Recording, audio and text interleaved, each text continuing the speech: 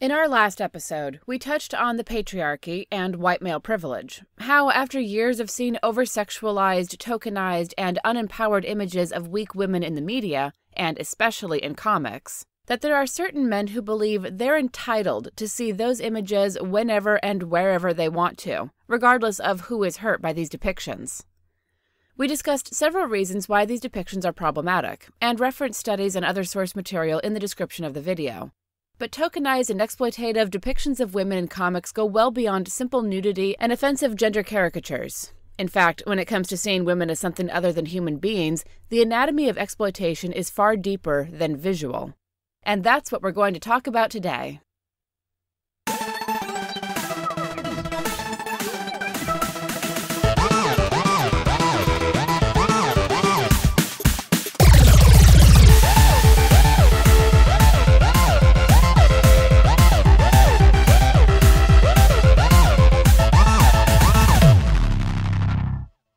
How many of you have read Green Lantern issue number 54? Published in 1994 by DC Comics, that's the one where Kyle Rayner comes home to discover the grisly body of his girlfriend, Alexandra DeWitt, stuffed into a refrigerator by the villain of the story, Major Force. Unfortunately, it isn't the only instance of this trope. Probably the highest profile case was the murder of Gwen Stacy at the hands of the Green Goblin in The Amazing Spider-Man issue number 121. Or that time the Joker shot Barbara Gordon in Batman: The Killing Joke, forcing her to give up being Batgirl and leaving her paralyzed for years. Bullseye killed Elektra as a motivational plot device for Matt Murdock in Daredevil issue 181.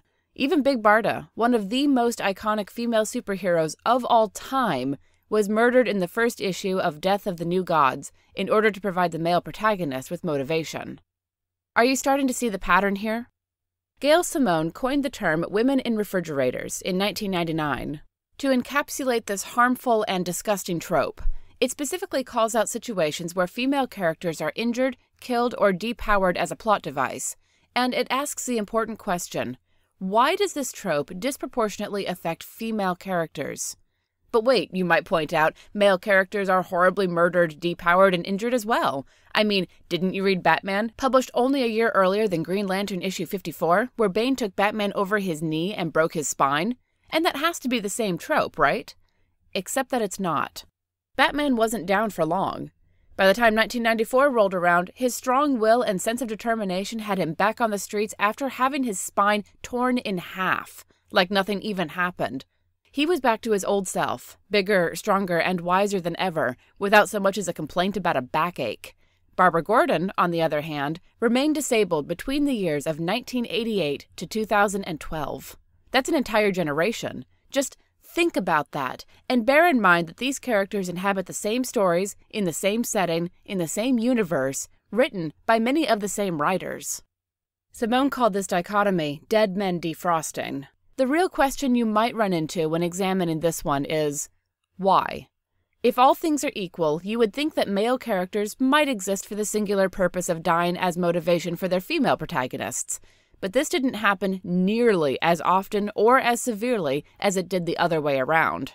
Diana Prince's often tragic relationship with Steve Trevor is a notable exception to that trend. In our story about Squirrel Girl a couple episodes ago, we talked about the business realities of marketing to young boys and men, and the combination of factors that caused comic books to change in the 2010s. We also discussed the sad fact that these comics, even titles you might think should be marketed to young women, were written for boys and men almost exclusively. It's a twisted sort of recipe. Take one part business realities, one part entitlement due to those business decisions, and mix well with the women in refrigerators trope. Throw in a lifetime of indoctrination courtesy of the patriarchy, bake for a couple decades, and you get fanboys who live by the idea that women are unequal, useful only for fantasy material, and dead for the sake of a heart-twisting story arc. After Gail Simone named the trope and began the discussion around the topic, reaction ranged from passive to hostile by creators. And if you go to the site, you can see some of the truly amazing conversations that happened around the subject. Thankfully, in the time since the site was launched, this trope has begun to disappear, especially over at Marvel and larger independents like IDW. The conscious battle against the women in refrigerators trope was a huge victory for diversity and representation. It's not completely gone, but it's nowhere near the issue that it used to be.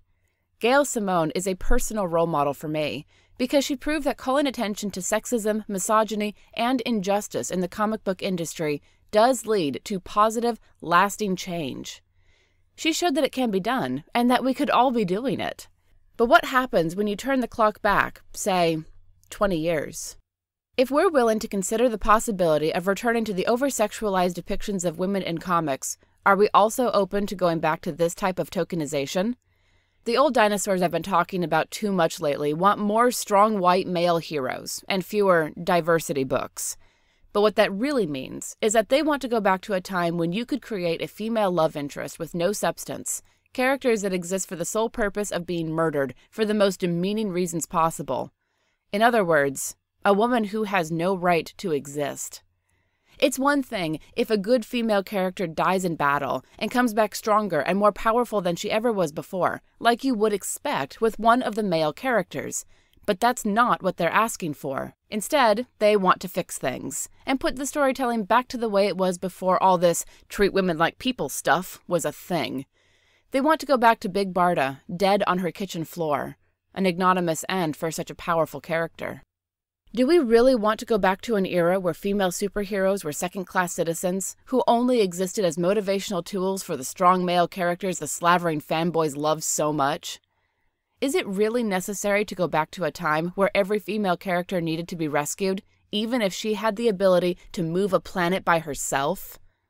Let me know what you think. Our theme music was written and performed by the talented Aaron Hanna. Check out his website in the description. If you're into what we do, we would love to have you back. On your way out, make sure to hit that subscribe button, enable notifications, and like this video. You're the best audience ever, and we appreciate you. My name is Melissa Morgue. Join us next time as we switch gears and have some fun. See you then.